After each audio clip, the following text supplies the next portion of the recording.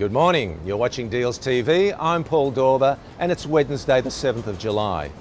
Building products company Boral has announced a restructure that will involve the company putting some underperforming assets up for sale.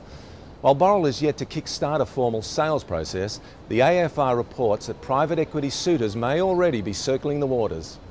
Boral also plans to raise almost $500 million to fund new investments and will use some of that money to buy out the remaining stake in US roof tile business Monier Life Tile.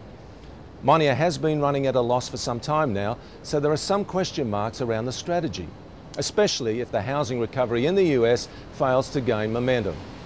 Now, you just can't keep coal off the headlines at the moment, and after a string of high-profile acquisitions in the sector, MacArthur Coal's move to raise its full-year profit forecast has given the sector a boost, which could be good news for coal baron Nathan Tinkler and his plans to float Aston Resources.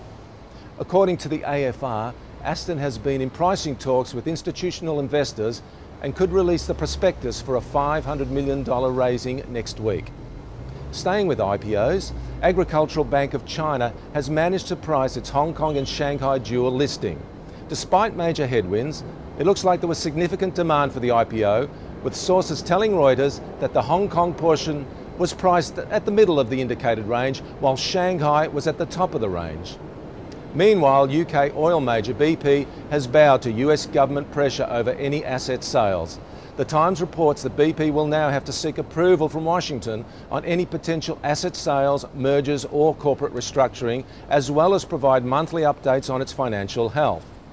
With costs from the Gulf of Mexico disaster continuing to mount, BP says it has no plans to issue new shares and is reportedly eyeing the sale of assets in Argentina, Colombia, Venezuela and Vietnam. And that's it for now.